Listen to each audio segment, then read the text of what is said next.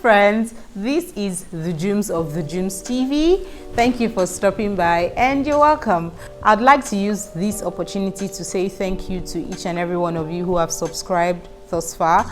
Those of you who are seeing my face for the first time, hi. And I'm really grateful for watching my videos, for sharing my videos, and for leaving comments. They mean a lot to me.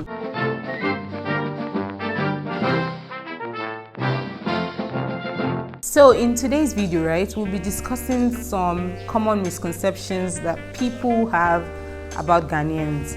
Okay, so these are some of the misconceptions I have heard as a Nigerian, and some of them I actually thought them as well.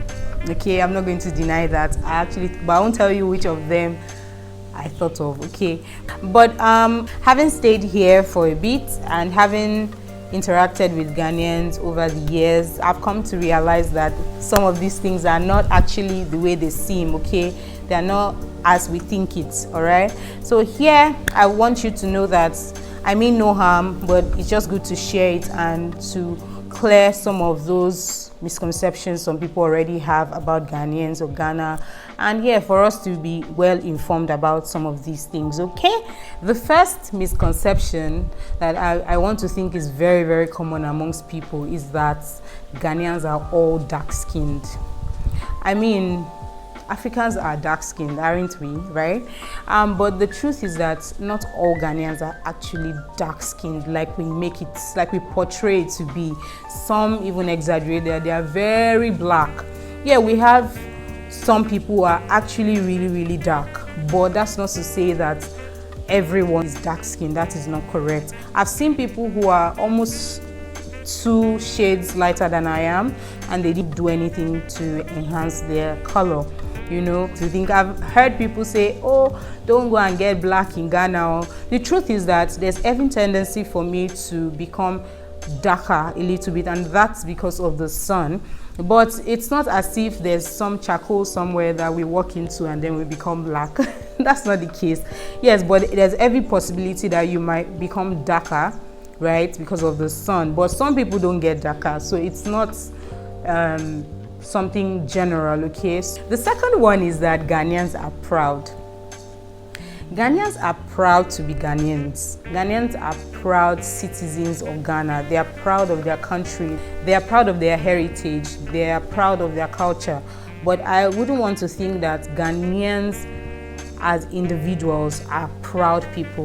That is not very correct. Of course, we have 1 or 2 people that are arrogant and things, but it's unfair to say that Ghanaians generally are proud people. All right, like I said in two videos ago or thereabouts, I talked about how when I put something out, you see Ghanaians talking in the comment section, making comments, quite educative and informative comments about, you know, their culture, telling us a lot of things that many of us might not know, which is really good. So if you say they are proud to be Ghanaians, that's fine, but saying they are proud, I don't really think that is correct.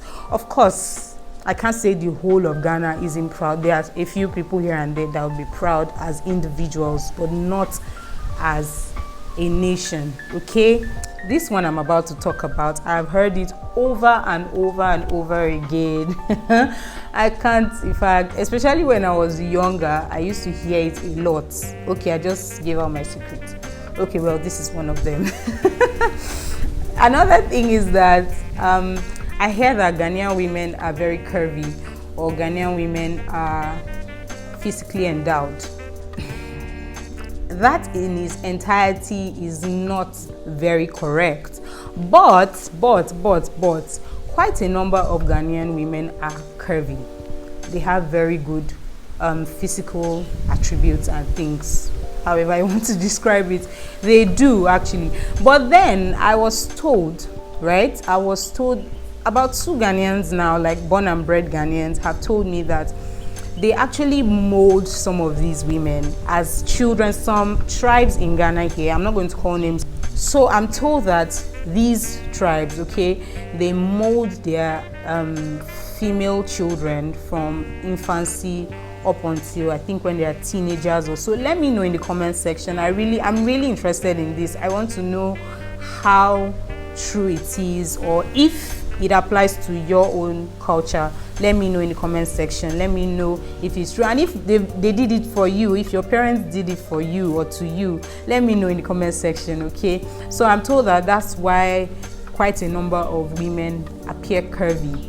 Okay, but it's not every single woman in Ghana that is curvy. All right, let's get that straight, because I've heard people say, oh, Ghanaian women, Papa, they are very curvy, they are very this, they're very that. That's not always the case. Okay, so let's get our facts right. One other thing is that it is popularly believed that Ghanaians have no problems, or Ghana doesn't have problems. Truth is, there's no country in the world that doesn't have his or her own problems. Even the most peaceful country, the safest country, and whatnot, they all have their own problems. The thing about Ghana is that we don't usually hear, if you are not in Ghana, you would not really hear much about what is going on in Ghana outside of Ghana. That's one thing I've noticed. We hardly hear their issues as such, a lot of their issues outside. So the thing is that they have their own internal issues they're battling with, okay? But the thing is, they also put pressure on the government to do their job, to make life better for them and things. So actually they have a few issues they're battling with, some of which are galamsey.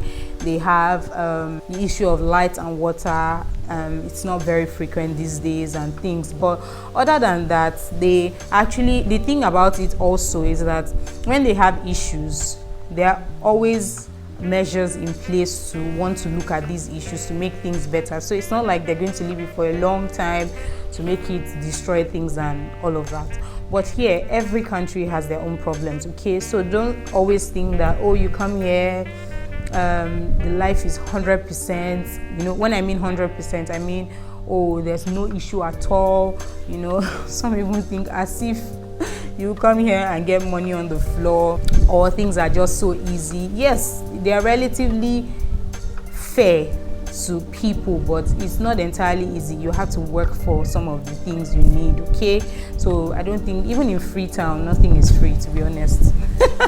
All right. Another thing is, some people say that Ghanaian pronunciations are exaggerated. I think every country has its own accent, right? Some people, I would maybe have made one sentence and they will already say, oh, this one is Nigerian, this one is this one is that, okay? So every country has their own accent, all right?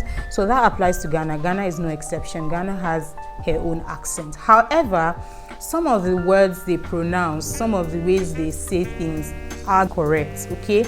Let me explain.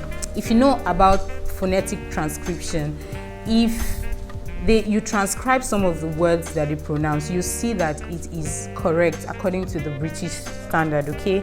So when you transcribe a word, for instance, when you say blood, right, you see that the transcription, the phonetic transcription is BL inverted V, then D, blood, okay? And you hear Ghanaians here say blood. Some of them don't even know, but truth is, when you hear them speak, if you transcribe it on, maybe you check your dictionary, you check the transcription, that's the British transcription, you see that it is actually correct. So let's not always think that, oh, they speak some way. We all speak some way. We all have the way we speak.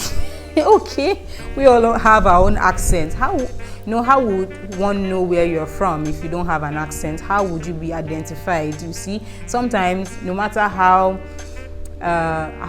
good we speak, sometimes, phonetically correct, yes, but sometimes your accent is hiding there. It's your identity, so there's really nothing you can do about it as such, okay? Yes, you can improve upon it, but let's not totally throw away our identity or who we are, okay? So this one also is something but this particular one as well, I thought about it. I used to think that all Ghanaian women wear waist beads. I actually didn't know it was not so until a Ghanaian woman, born and bred, both parents Ghanaian, lives in Ghana, told me that she herself thought that all Ghanaian women wear beads. Now, waist beads, right?